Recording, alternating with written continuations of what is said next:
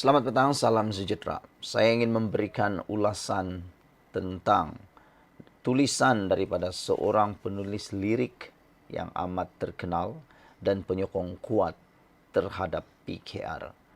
Beliau menulis pilihan raya negeri, pas nak ubah Selangor jadi Kelantan, pas nak ubah Selangor jadi Kelantan, pas begitu galak, mahu menawan Selangor. Kempen dilancarkan dengan slogan Selangor Baru. Baru dalam konteks PAS ialah satu undi kepada PN, maka setapak untuk menjadikan Selangor jadi Kelantan. Baru dalam konteks PAS ialah satu undi kepada PN, maka setapak untuk menjadikan Selangor jadi Kelantan. Selangor penting untuk masa depan PAS. Negeri ini negeri kaya. Justru kekayaan Selangor perlu demi menjamin survival politik PAS. Kerana parti itu bukan lagi parti Tin Milo. Sekarang PAS parti yang mahal.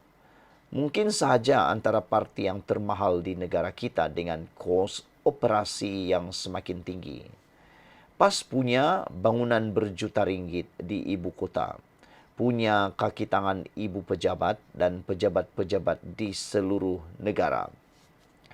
Terlebih menjadikan PAS parti yang mahal apabila pemimpin utamanya tempoh hari juga sempat memegang jawatan utama dalam kerajaan dan GLC. Apabila PN gagal merampas kerajaan persekutuan buat kali kedua dalam PRU lalu, keselesaan berkenan tidak boleh terhapus begitu sahaja. Setiap pemimpin utama PAS tentu sudah mempunyai pelbagai komitmen. Daripada yang bertujuan untuk parti, sehinggalah keselesaan diri sendiri. Paling tidak, komitmen ansuran bulanan kereta-kereta, rumah-rumah, bil-bil lain selain program politik. Dalam tempoh singkat 31 bulan berkuasa, sama ada di bawah Perdana Menteri Muhyiddin Yassin atau Ismail Sabri, ada yang sempat menukar kereta dan membeli rumah baru.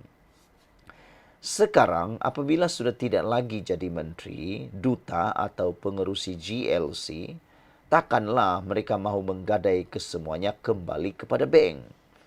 Tentu pemimpin PAS perlu berusaha untuk mengekalkan gaya hidup dan apa sahaja yang boleh diselamatkan. Cara paling afdal ialah dengan merebut lubuk emas Malaysia, iaitu Selangor. Meskipun sukar, PAS nampaknya terdesak untuk mengalahkan PH di samping secara senyap mampu mengenepikan pula rakan kongsinya sendiri iaitu Bersatu yang juga bercita-cita mahu menjadi menteri besar dan mengemudi Selangor. PAS cukup terkenal pemain politik Bersatu di Selangor. PAS cukup kenal pemain politik Bersatu di Selangor. Kempen Selangor untuk anak Selangor bukan sangat dihalalkan oleh PH. Bukan, tetapi mahu menyinggung Bersatu yang juga berkemungkinan menampilkan mantan Menteri Besar Selangor sebagai calon Menteri Besar. Contoh, berkenan kabarnya lahir di Singapura. Calon berkenan kabarnya lahir di Singapura. Sentimen anak negeri. Seperti mana di Kedah, Terengganu dan Kelantan, PAS percaya sentimen anak negeri boleh dijual di Selangor.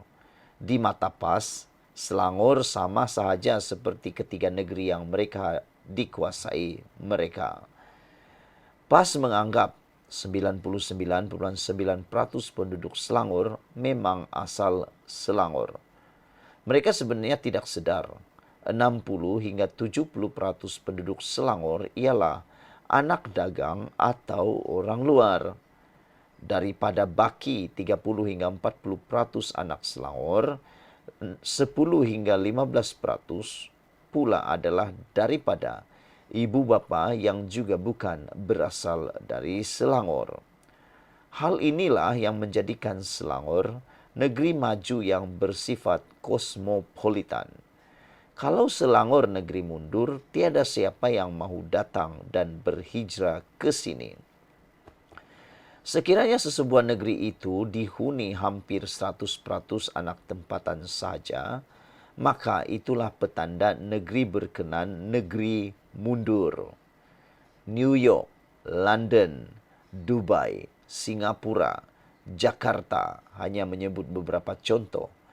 Kesemuanya dihuni lebih ramai orang luar. Presiden Indonesia Joko Widodo yang pernah menjadi wali kota Jakarta bukanlah anak jati Jakarta. Dia orang Solo, lahir di Surakarta. Selangor pula sebuah negeri yang hampir menjadi negeri kota, di mana banyak pihak berkuasa tempatan PBT sudah bertaraf bandar maupun bandaraya. Hanya di Selangor ada 3 PBT yang bertaraf bandaraya, yaitu Petaling Jaya, Subang Jaya, dan Shah Alam. Tinggal satu sahaja PBT bertaraf daerah, yaitu Sebak Bernam. Sementara baki 8 PBT bertaraf perbandaran. Ada 2 lagi yang bila-bila masa boleh dinaik taraf menjadi bandaraya, yaitu Klang dan Ampang. Dalam tempoh kurang 10 hingga 15 tahun lagi, beberapa PBT juga akan bertaraf bandaraya seperti Puchong, Bangi, dan Sepang. Status ini menunjukkan Selangor akan menjadi negeri pertama di Malaysia yang bertaraf negeri kota. Konsep negeri kota itu menyerupai sahaja dengan konsep klasik negara kota yang menjadi asas kepada kegemilangan banyak kerajaan di dunia sejak dahulu. Pas pakai sondol sahaja. Dari Sriwijaya, Majapahit, Patani, dan Melaka, semuanya merupakan empayar negeri kota. Begitu juga di Eropah, seperti kerajaan Yunani dan Rom. Terlebih lagi dalam sejarah tamadun Muslim dari Makkah dan Madinah, dari Abbasiyah ke Uthmaniyah. Semua itu merupakan empayar yang berasaskan negeri atau negara kota. Visi ke depan bagi Selangor ialah menjadikan negeri ini sebagai negeri pertama, negeri kota pertama di Malaysia. Dari sana Selangor bakal muncul sebagai kuasa ekonomi yang sekaligus menjadi teras tamadun Malaysia moden.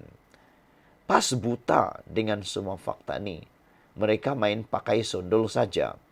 Isu anak jati lawan anak dagang yang cuba dimainkan oleh Menteri Besar Kedah, Sanusi Maknur, tempoh hari, ibarat mahu menarik Selangor ke belakang, menjadi seperti mana mundurnya negeri-negeri yang masih dikuasai PAS yang lain. Sentimen berkenaan hanyalah kepanjangan daripada sentimen kaum yang selalu menjadi mainan parti berkenaan. PAS tidak pernah ada rekod berjaya memajukan mana-mana negeri. Ketika PAS mentadbir sesebuah negeri, negeri berkenaan menjadi semakin mundur dan menyiksakan. Apabila dikritik, dalil dan ayat Quran melimpah menjadi banjir yang menutup kelemahan dan kecuaian mereka. Faktor yang memundurkan negeri-negeri di bawah pentadbiran PAS seperti Kedah, Terengganu, dan Kelantan adalah pemikiran jumud dan tingkah laku angkuh pemimpin mereka sendiri. Mustahil dengan faham aliran keras agama dan cenderung menjadi puak pelampau kaum, PAS boleh memajukan serta memberi kemakmuran kemanapun negeri yang ditadbirnya. Tak kisahlah sama ada negeri itu majoritinya orang Melayu atau masyarakat pelbagai kaum yang berimbang. Kelantan contoh terbaik yang sekaligus menyayat hati. Kelantan puluhan tahun lalu tidaklah begitu ketinggalan jika dibandingkan dengan Kelantan hari ini. Misalnya, Terminal Bas Kelantan di Kota Baru pada tahun 1980-an adalah setaraf atau sama sahaja dengan terminal bas di negeri-negeri lain. Kini, melalui sekeping foto yang tular di media sosial, terminal yang dahulunya 2 tingkat, tinggal setingkat saja, bertiangkan besi, tidak berdinding dan beratap zinc. Saudara-saudara sekalian, jika PAS perintah, apa jadi Selangor 10 tahun lagi? Jalan yang dahulunya besar kini juga semakin sempit. Coba bayangkan bagaimanakah terminal di Seksyen 17 Shah Alam akan menjadi begitu 5 ke 10 tahun akan datang kalau PAS memerintah Selangor. Saya amat takut bila memikirkan bagaimana nanti nasib anak-anak kami di Selangor terpaksa berhijrah mencari rezeki di Johor, Melaka atau Sarawak. Apabila tiba-tiba hari raya bersama keluarga, mereka tidak terpaksa merempu jam berjam-jam untuk pulang ke Subang Jaya atau Shah Alam. Keadaan berkenan tidak mustahil berlaku kalau PAS menawan Selangor dalam PRN nanti dan kekal menjadi kerajaan selama 30 tahun seperti mana di Kelantan. Turut menakutkan apabila pada hari raya tahun depan, orang Selangor terpaksa menadah tong-tong hitam depan rumah kerana bekalan air terputus serta empangan kering seperti apa yang terjadi di Kedah. Kalau dibiarkan, mungkin penduduk di Sabak Bernam, Tanjung Karang dan Hulu Langat pula mulai mendapat air teh tarik percuma yang disalurkan melalui batang paip ke rumah mereka masing-masing. Bukankah lebih baik kalau Kedah, Terengganu dan Kelantan itulah yang sewajarnya diubah segera menjadi negeri maju yang makmur?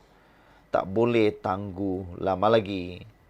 Anak rantau Kelantan yang kini menetap di Shah Alam atau Kaja perlu ikut bekerja sama atau bertanggungjawab. Usah lagi selesa di negeri orang, tetapi pulang nanti memangkah bulan sehingga menyeksa keluarga di kampung halaman. Saya yakin pengundi-pengundi Kelantan yang menetap di Kelantan sudah tidak sanggup lagi hidup tanpa pembelaan dan mereka mahukan perubahan. Kita tidak boleh membuat keputusan atas sentimen parti Islam membela Islam. Islam bukan untuk ditunggangi, bukan untuk digunakan bagi menakut-nakutkan orang Melayu bahawa mengundi PAS menjamin kita ke surga. Politisasi agama dan pembodohan sebegitu sudah berlarutan berpuluh-puluh tahun dan perlu dihentikan segera di dalam PRN kali ini. Perubahan untuk Kelantan, Terengganu dan Kedah memang bukan mudah, tetapi ia tidak boleh ditangguh-tangguh lebih lama lagi. Kalau boleh selesaikanlah sekali ini dan buat selama-lamanya. Ditulis oleh Hasmi Hashim atau turut dikenali sebagai Budi Hekayat. Ialah seorang penulis lirik dan penyokong kuat PKR. Tulisan ini tidak semestinya mencerminkan pendirian Malaysia kini dan pendirian admin Nazilin Unity. Sekian dulu untuk kali ini. Jangan lupa tinggalkan komen Anda, tekan butang subscribe. Kita jumpa lagi. Bye-bye.